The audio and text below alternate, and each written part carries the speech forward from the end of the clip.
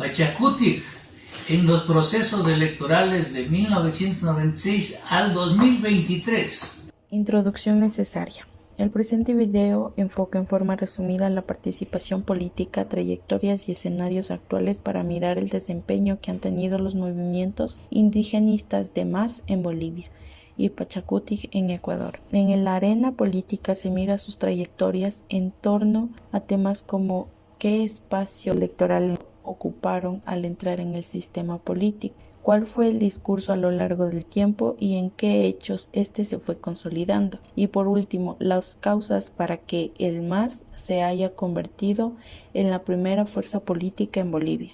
Mientras que Pachacutic, luego de un revés en el cogobierno con Lucio Gutiérrez y un pobre resultado electoral en la última elección presidencial y nominación a la Asamblea Constituyente, se encuentre replegado, fraccionado y cuestionado por las mismas bases y parte de la sociedad civil por la participación de octubre del 2019 y los procesos de amnistía. Miremos cómo lo analiza nuestro investigador en política pública, el doctor Manuel Pozo Zumárraga. Como todos los partidos y movimientos políticos en la región, el análisis se debe centrar según sus participaciones electorales. ¿Nos puede hacer un resumen de cada participación y resultados electorales de Pachacutic? Este enfoque tiene por objeto hacer un estudio del comportamiento electoral del movimiento al socialismo MAS de Bolivia y el movimiento de unidad plurinacional Pachacutic, Nuevo País, que nacen como instrumentos políticos de los pueblos indígenas o naciones originarias, como se autodenominan en Bolivia, y las nacionalidades indígenas en Ecuador. El interés en la comparación de los dos partidos radica en que su creación obedeció a una estrategia de las organizaciones indígenas y otras agrupaciones sociales para acceder a posiciones de poder por medio de la participación electoral. Los postulados de estos partidos, sus demandas y sus formas organizativas obedecen a ese origen y a esos propósitos. Estos, al crearse, ampliaron el espacio de inclusión política a sectores antes excluidos, cuestionaron la forma partido, los sistemas políticos y sus contenidos y procedimientos democráticos, y por último al mismo Estado, poniendo al frente sus propuestas de Estado plurinacional, la lucha contra el extractivismo y por el agua, su surgimiento como parte de una estrategia que combina la lucha social con la política institucionalizada. Les confiere características específicas y diferentes a los partidos que hasta entonces habían competido en Bolivia y en Ecuador. ¿Cuál fue el espacio político que ocupó Pachacutic en su primera participación electoral en Ecuador en 1996? El espacio político que ocupó Pachacutic desde su primera participación electoral en 1996 fue el de una población insatisfecha con los partidos tradicionales de izquierda y que no tenía un referente articulador. Esa tendencia había estado dispersa en distintas fuerzas partidarias. La capacidad de articulación del movimiento indígena demostrada en la década de los 90 se evidenció en las características de su votación en las elecciones para diputados en alianza con el movimiento ciudadano Nuevo País. Postularon a Freddy Ehlers como candidato presidencial y consiguieron un tercer puesto a nivel nacional con un 21%, además de la entrada de un periodista que habría estado trabajando junto a organizaciones de mujeres, sindicatos y de profesionales para postular su candidatura. 65 diputados nacionales, 7 diputados provinciales y más de 70 autoridades locales. Desde ese momento se instauró una característica que perdurará a lo largo de la vida política de Pachacutic: su fortaleza en los niveles locales y no tanto en lo nacional, y sus regiones de apoyo en la Sierra y Amazonía, sobre todo en las provincias con alta población indígena, también con una buena votación en ciudades grandes y medias de la sierra como Quito, Cuenca y Riobamba. ¿Cómo le fue a Pachacutic en su segunda contienda electoral cuando Bucaram accedió al poder a partir de 1997? Su segunda participación electoral se dio en las elecciones para la Asamblea Constituyente de 1998, que realizaron en 1997, obteniendo el 6.6% de la votación. Los resultados electorales mantuvieron el apoyo de las elecciones de 1996 en las provincias de la Sierra, con alta población indígena, y en la Amazonía. Las elecciones se dieron luego de que el presidente Abdalá Bucaram del partido Rol Socialista Ecuatoriano PRE fuera derrocado, también con gran protagonismo del movimiento indígena. La historia reseña que la lucha del movimiento Pachacutic se observa con los gobiernos de Maguad y Gutiérrez. ¿Cómo le fue a Pachacutic en la electoral y con qué cuadros participó? A partir de 1999, el movimiento indígena y Pachacutic participaron en la oposición al régimen de Maguad, como testigos de la peor crisis económica de la historia del país, solo comparable a la crisis actual producida por los tres últimos presidentes ecuatorianos. El 21 de enero del 2000, el presidente Maguad fue derrocado en un golpe de Estado protagonizado por líderes de la CONAIE y oficiales del ejército, entre los que estaba el coronel Lucio Gutiérrez, con quien se aliaron más tarde. Pachacutic se mantuvo con los niveles de representatividad hasta la participación con Lucio Gutiérrez, electo presidente con su apoyo en el 2002. Luego de eso, los niveles de representatividad han bajado y la situación de Pachacutic, luego de una seria afectación por los desacuerdos producidos en la coyuntura de la alianza con Gutiérrez, marcó importantes diferencias en los niveles locales y nacionales. En lo nacional, el movimiento Pachacutic, ante la mala experiencia vivida con Gutiérrez en el 2006, decidió presentar como su propio candidato a Luis Macas, líder histórico del movimiento indígena. Los resultados no le dieron a Pachacutic más que el 2.19%. Para efectos de la presencia política, era muy significativa la existencia de un asambleísta electo en Pichincha, así como el éxito obtenido en las provincias de Chimborazo, de Bolívar, Cotopaxi, Sucumbíos, Modona, Santiago. Tal como ocurrió en las elecciones de 1996, eran nuevamente las provincias serranas con predominio indígena y las amazónicas las que ponían el contingente mayor de los representantes. ¿Cuál fue el mayor de los logros que consiguió Pachacutic en la Asamblea Constituyente del 2008?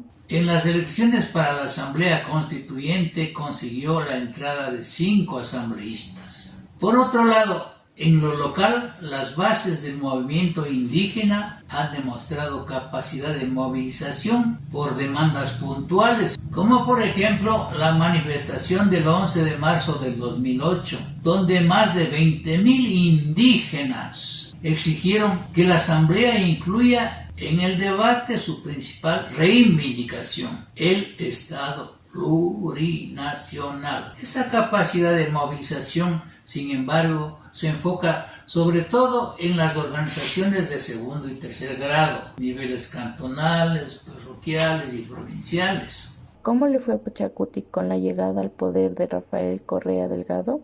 Pachacutic y el movimiento indígena presentaron unos postulados que ampliaron el discurso tradicional de la izquierda en el país. La diversidad étnica y cultural, la politización de lo étnico, se articularon con las demandas redistributivas, sobre todo en los años de confrontación del movimiento indígena con las políticas neoliberales basadas en el ajuste estructural. Esa articulación se ha mantenido durante la vida de Pachacutic, incluyendo en el gobierno de Moreno y Lasso, con una fuerte presencia en las movilizaciones de octubre del 2019 y en los procesos de amnistías.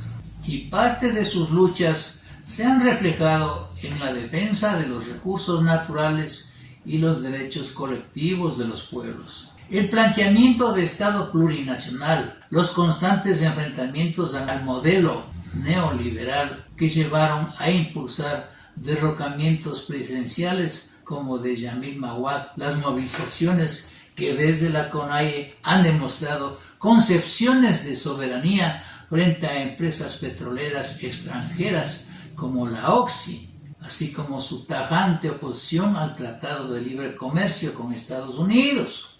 Demandas que permanecen vigentes en las mayorías electorales y fueron hábilmente recogidas por el gobierno de Rafael Correa, llevándolo a liderar el actual proceso político, pero dejando a Pachakutik y el movimiento indígena en un papel secundario poco decisivo en el proceso.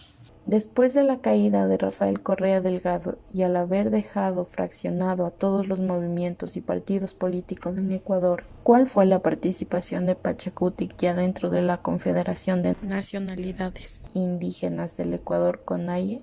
La CONAIE le tizó la cancha al movimiento político Pachakutik en la perspectiva de recuperar las líneas primigenias del movimiento indígena mestizo, fundado en 1995, y al 2022. Ese es el punto, porque una línea indigenista exclusiva no alcanza para ofrecer una alternativa al conjunto de la visión mestiza.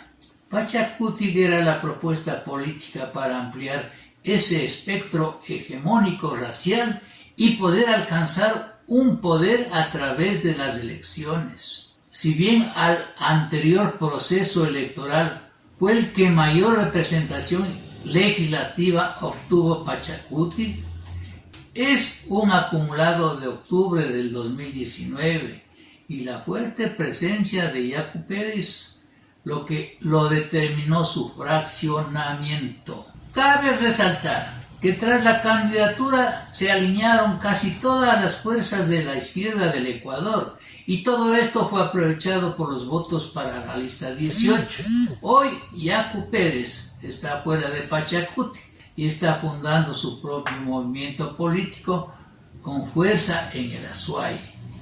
Con todo este contexto, se entiende lo que pretende hacer la visión política que influye en Leonidas Issa, aliado al correísmo, y que hoy impulsa supuestamente purificar la línea legislativa, al restringir la participación de actores políticos ajenos al movimiento indígena en el proceso electoral de las elecciones del 5 de febrero del 2023. Es muy conocida la fragmentación del movimiento a nivel de la Asamblea Nacional presidida por Yori y prácticamente Pachakutik está partido por la mitad. ¿Cómo se prepara para las elecciones del 2023?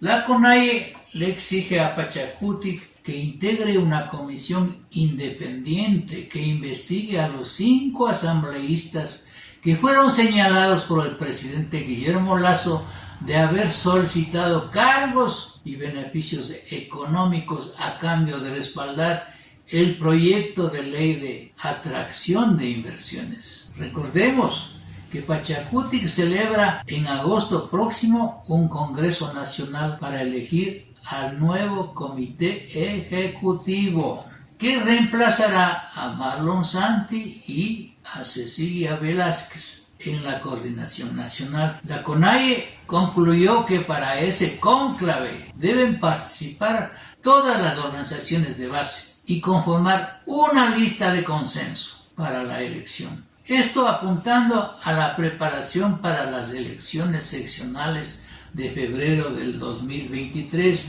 en las que se elegirán alcaldes, prefectos, concejales y miembros de juntas parroquiales. Por ello, la CONAIE no reconocerá ni auspiciará a ningún otro partido político distinto a Pachakutik. Lo cierto es que Pachakutik y sus asambleístas deben evitar que caigan en el error de hacerle el juego al correísmo, porque quiere desestabilizar al país nombrando una comisión de la supuesta verdad desde la Asamblea Nacional. para nombrar las autoridades de control de recursos y jurídicos, tomarse el Consejo de Participación Ciudadana y Control Social, y mientras tanto se deben consolidar una movilización nacional para rechazar las políticas económicas del gobierno de Lasso y articularse a expresar el descontento por las políticas neoliberales